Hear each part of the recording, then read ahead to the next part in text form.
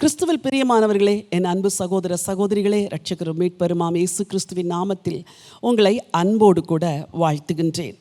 கேள்விகளுக்கு தேவனிடத்திலிருந்து பதிலை பெற்றுக்கொள்ளுகிற வாரம் இது. எத்தனையோ கேள்விகள் உங்களிடத்தில் உண்டு.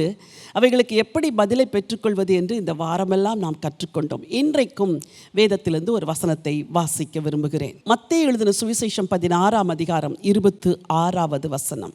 மனுஷன் உலகம் முழுவதையும் ஆதாயப்படுத்தி கொண்டாலும் தன் ஜீவனை நஷ்டப்படுத்தினால் அவனுக்கு லாபம் என்ன? மனுஷன் தன் ஜீவனுக்கு ஈடாக என்னத்தை கொடுப்பான்? அருமையான ஒரு கேள்வி.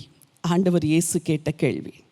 அவர் கேட்கிறார், மனுஷன் உலகம் முழுவதையும் ஆதாயப்படுத்தி கொண்டாலும் தன் ஜீவனை நஷ்டப்படுத்தினால் அவனுக்கு லாபம் என்ன?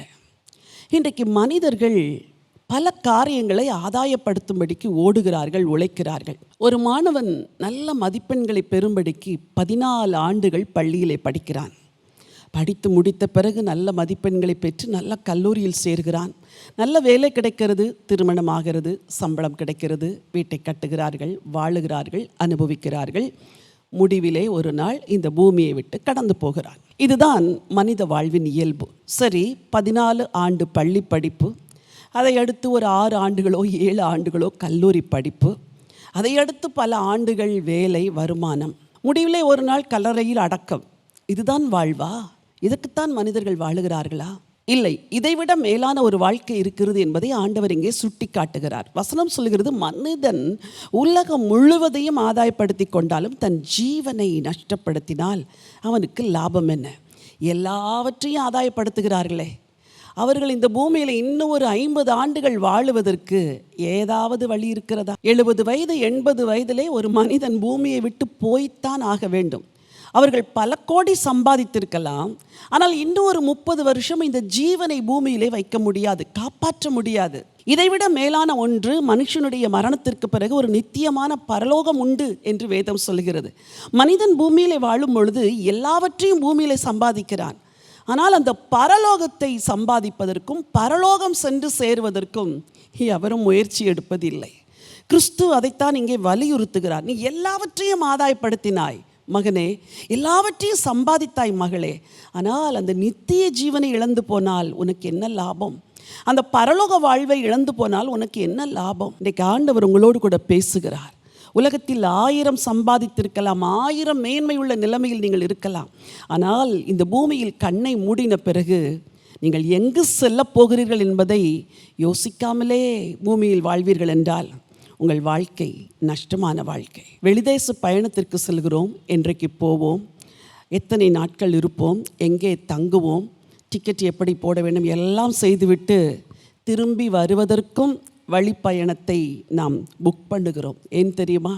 நான் போகிறேன், திரும்ப இதே இடத்திற்கு திரும்ப வருவேன் என்று. ஒரு ஆண்டவர் உங்களை இந்த பூமிக்கு அனுப்பி வைத்திருக்கிறார் வாழுவதற்கு.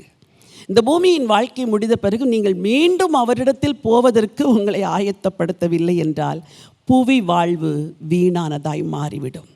நீங்கள் இன்றைக்கு சிந்திக்க வேண்டும். மனுஷன் உலகம் முழுவதையும் ஆதாயப்படுத்தினாலும் தன் ஆத்துமாவை நஷ்டப்படுத்தினால் அவனுக்கு லாபம் என்ன? இந்த ஆத்துமா நஷ்டப்படாமல் நீங்கள் பரலோகம் போக வேண்டுமென்றால் ஒன்றே ஒன்று. முதல் நாள் தியானித்தோம் அல்லவா, நானே வழியும் சத்தியமும் ஜீவனும் என்று இயேசு சொன்னாரே, அந்த இயேசு கிறிஸ்துவை இருதயத்தில் ஏற்றுக்கொள்ளுங்கள். இயேசுவை நீர்தான் வழி, என்னை அந்த பரலோகத்திற்கு அழைத்து செல்லும் என்று உங்கள் வாழ்க்கையை அவர் கரத்தில் ஒப்புக்கொடுங்கள். உங்கள் பாவங்களை அறிக்கையிடுங்கள். இந்த இயேசு உங்களுக்காக சிலுவையிலே மரித்தார், அடக்கம் பண்ணப்பட்டார், மீண்டும் 3ஆம் நாள் உயிரோடு எழுந்தார் என்று விசுவாசியுங்கள். அவர் எழுந்தது போலவே நீங்கள் மரித்த பிறகு ஒரு நாள் உயிரோடு எழும்புவீர்கள் என்பதை நம்புங்கள். இயேசு இருதயத்தில் இருந்தால் நீங்கள் இந்த புவி வாழ்வை ஆதாயப்படுத்தி கொள்ளுகிறீர்கள். அவர் உங்களுக்கு மறுவாழ்வு கொடுப்பார், நித்திய வாழ்வை தருவார். இந்த பூமியின் வாழ்க்கையை வாழ்ந்து முடிக்கும்போது உங்கள் ஜீவனை ஆதாயப்படுத்தி கொள்ளுங்கள். அன்பின் ஆண்டவரே, பரலோகத்தின் தேவனே, மனிதன் உலகம் முழுவதையும் ஆதாயப்படுத்தினாலும் தன் ஆத்துமாவை நஷ்டப்படுத்தினால் அவனுக்கு லாபம் என்ன என்று கேட்ட உங்கள் கேள்விக்கு உலகத்தில் உள்ள எல்லாரும் பதில் சொல்ல வேண்டுமே. இந்த நாள் நீர் கேட்கிற கேள்விக்கு உம்முடைய பிள்ளைகள் பதில் சொல்லுகிற நாளாக இருக்கட்டும் அப்பா. எத்தனையோ கேள்விகளை அவர்கள் கேட்டார்கள், நீர் பதில் சொன்னீர். இன்றைக்கு நீர் கேட்கிற கேள்விக்கு உம்முடைய பிள்ளைகள் பதில் சொல்லட்டும் அப்பா. இந்த புவி வாழ்க்கையை முடித்து எல்லாவற்றையும் ஆதாயப்படுத்தினாலும் அவர்கள் ஜீவனை நஷ்டப்படுத்தி விடாதபடிக்கு நித்திய வாழ்வுக்குள் பிரவேசிக்க இயேசுராஜா உதவி செய்யுங்க. யாரெல்லாம் இன்றைக்கு உம்மை வருந்தி தங்கள் உள்ளத்தில் அழைக்கிறார்களோ அவர் உள்ளத்தில் வந்து நீங்கள் அவங்களுக்கு நித்திய வாழ்வை தரும்படியாக ஜெபிக்கிறேன். ஆசீர்வதிங்கப்பா. ஆண்டவர் இயேசுவின் நாமத்தில் பிதாவே, ஆமேன், ஆமேன். பிரியமானவர்களே, வாழ்க்கையின் கேள்விகளுக்கு இயேசுவே பதில்.